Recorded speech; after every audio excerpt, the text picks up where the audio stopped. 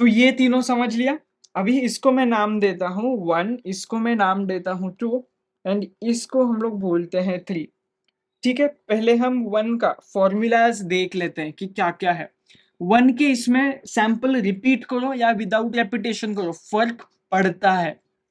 Mean को अगर ये जो है मीन है, अगर एवरेज निकालने जाएंगे थोड़ा कॉमन सेंस लगाओ। ये जो है ये 1 2 3 4 5 है, एक जन उठा के लेकर गया तो ये नीचे 4 हो जाता है। मीन को इससे फर्क पड़ता है। ठीक है, तो पहला फॉर्मूला देखेंगे सैंपल का without replacement and finite population. अब इससे क्या डिराइव होएगा, या तो मीन डिराइव होएगा या तो नहीं, दोनों होएगा एंड स्टैंडर्ड डिविएशन बताया जाएगा। हम ये निकालेंगे सैंपल का दिए हुए पॉपुलेशन में से। Mu S is equals to mu P, sample का और पॉपुलेशन का मीन सेम रहेगा, वो फर्क नहीं पड़ेगा, मीन दोनों का सेम रहेगा। And what about standard deviation, हाँ स्टैंडर्ड डिविएशन चेंज होता है। स्टैंडर्ड डिविएशन का फॉर्मूला है विदाउट रिप्लेसमेंट। क्या फॉर्मूला है, standard deviation of population upon square root of number of samples into square root of number of population minus number of sample upon number of population minus 1। Example, population है 500 का, उसमें से sample choose किया गया है सिर्फ 150 का, तो ये 150 है ना, ये हो जाएगा NS और ये है NP। क्लियर। अभी और एक, लेकिन सैंपल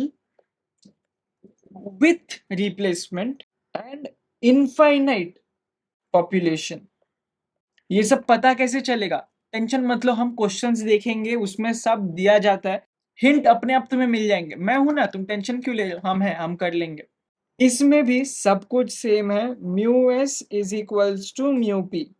मीन हमेशा इक्वल ही रहेगा, सिर्फ स्टैंडर्ड डिविएशन जो है वो थोड़ा सा डिविएट करेगा, लेकिन वो ऐसा बस एक स्क्वायर रूट ऑफ NS, बस आगे का टर्म, ये जो टर्म है बस इसे हटा दो तो वो हो जाएगा इनफाइनाइट पॉपुलेशन के लिए।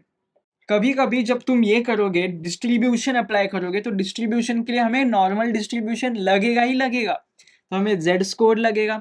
तो मीन के लिए, सिर्फ और सिर्फ मीन के लिए Z score is equals to, Z score होता है x bar minus mu S upon sigma S. What is mean, जो तुम्हें क्वेश्चन में बताया जाएगा कि ये मीन है, इसका कुछ तो करो या फिर इसके बारे में कुछ ढूंढो। म्यू एस इज सैंपल का एंड सिग्मा इज सैंपल का स्टैंडर्ड डिविएशन, ये जो हम पता करोगे तुम, ये जेड स्कोर का एक वैल्यू आएगा और वो वैल्यू को तुम्हें कैलसी से पता करना होगा, वो हम आगे देखेंगे। अभी हम देखते हैं सेकंड के लिए। व्हाट वाज सेकंड, सेकंड क्या है बोलो, sampling distribution with proportion. Proportion के लिए पॉपुलेशन फाइनाइट है, इनफाइनाइट है, सैम्पलिंग विथ रिप्लेसमेंट है, विदाउट रिप्लेसमेंट है, उसको बोलता है मेरे को मत बताओ ये सब, मैं तुम लोगों को परसेंटेज वाले में जो भी दिया रहेगा मैं भी तुमको बताता हूँ कि उसका प्रोबेबिलिटी कितना है, मैं डायरेक्ट बता देता हूँ, मेरे पास तुम्हें रिपीटेशन वगैरह का कुछ मत बताओ। तो प्रपोर्शन का D2 की डिस्क्रीट वैल्यू है, वो सब कुछ अभी 2-3 कॉन्सेप्ट डिस्क्रीट वैल्यूज में ऐड होते हैं। क्या दिया जाएगा इस क्वेश्चंस में, जब प्रपोर्शन के क्वेश्चंस आएंगे तो तुम्हें दी जाएगी प्रोबेबिलिटी P या फिर Q। What is P and Q, P is probability of occurrence and what is Q, probability of failure. तो तुम्हें क्वेश्चन में दिया जाएगा P और P से तुम Q निकाल सकते हो, दैट इज 1 माइनस P, क्योंकि P plus Q is equals to 1।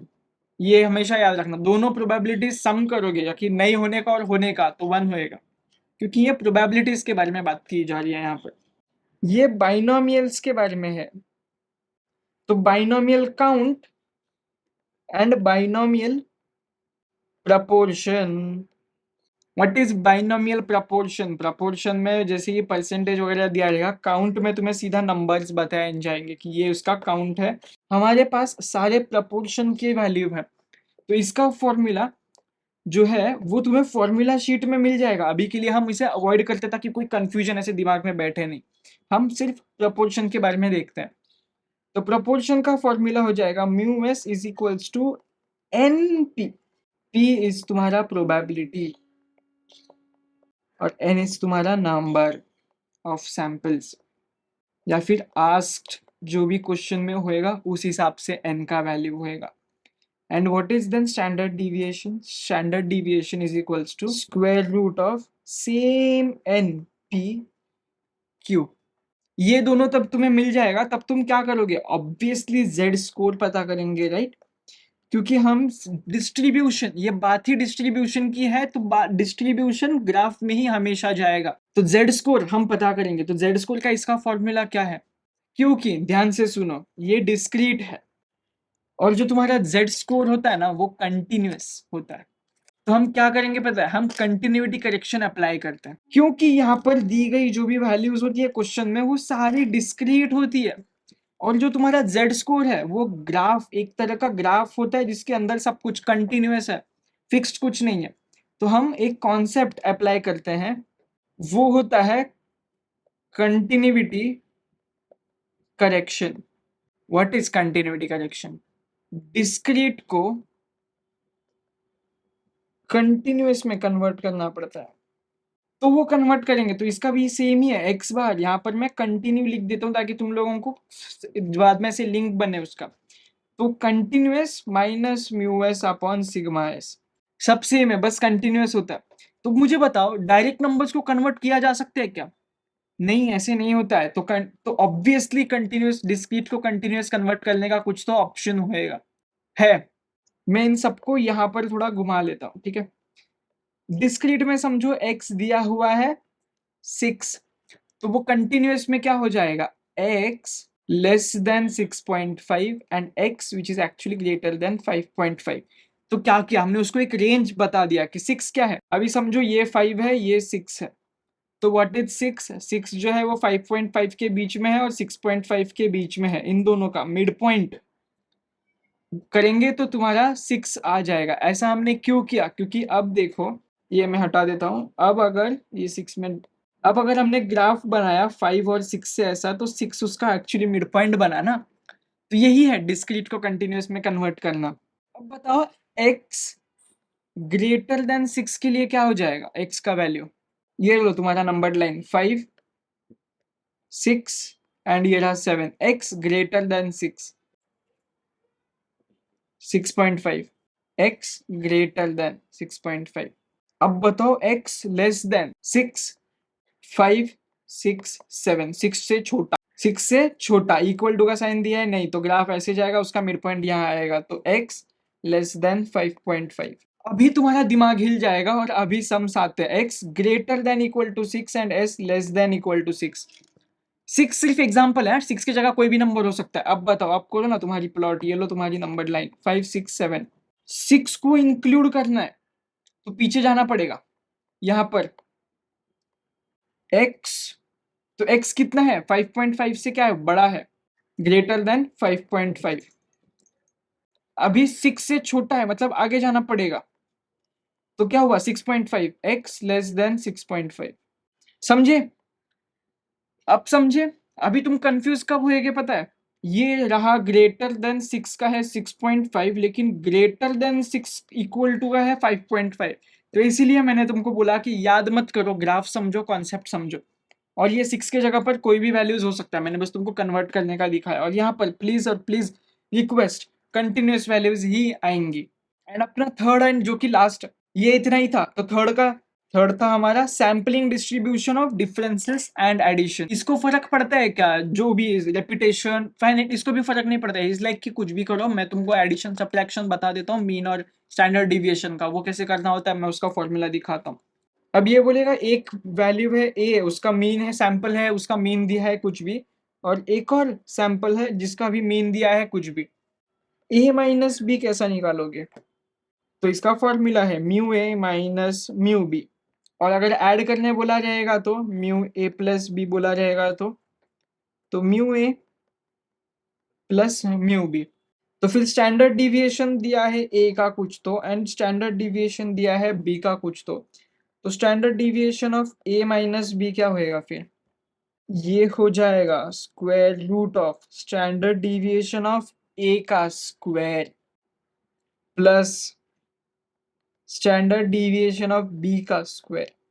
Plus करना है तो ए प्लस बी तो भी सेम ही आएगा, क्योंकि स्टैंडर्ड डिविएशन का फॉर्मूला दोनों में ऐड करो, सब्ट्रैक्ट करने बोलो वो ऐड ही करवाता है अंदर स्क्वायर रूट के साइन के अंदर। और इसमें एक और बस वेरिएशन है, अगर तुम्हें स्पेसिफिक नंबर दिया गया है तो इतना ही सैंपल है, तो बस इस चीज को डिवाइड बाय एन कर देना अलग अलग। हाँ, ये प्लस का साइन ऐसे ही रखना, अलग अलग डिवाइड बाय एन करना स्क्वायर रूट साइन के अंदर ही। जैसे कैसे आएगा पता है, ये आएगा square root of sigma A, sigma का ही स्क्वायर है बस, एन को नीचे स्क्वायर मत करना, sigma B square upon N. ये तुम्हें स्पेसिफिक नंबर के लिए, अगर तुम्हें ओ गिर गया क्यूब बचेगा नहीं लगता है, ये तुम्हारे स्पेसिफिक नंबर्स के लिए। तो ऑब्वियसली इसका भी जेड स्कोर लगेगा, अगर तुम्हें डिस्ट्रीब्यूशन की ये बात हो रही है तो इसका जेड स्कोर किससे दिया जाएगा, इसका डिफरेंस है ना, तो मीन एक्स ए माइनस एक्स बी। तो ये क्वेश्चन में दिए गए मीन है, ये डिस्क्रीट है, ये कंटिन्यूअस है, इज लाइक कुछ भी दे दो चलेगा, बस क्वेश्चन का वैल्यू मुझसे सही में सही से इनपुट करो, मैं आपको सही से वैल्यू दे दूंगा।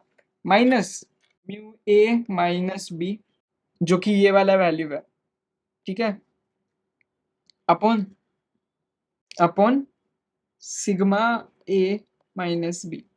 बस ये तुम्हारा जेड स्कोर, और इससे डिस्ट्रीब्यूशन वगैरह तुम पता कर सकते हो। समझ में आ गया इतना ही? अब तुम लोगों को बताता हूँ मैं जो तुम्हारा नॉर्मल डिस्ट्रीब्यूशन है। देखो जैसे कि ये एक लाइन है,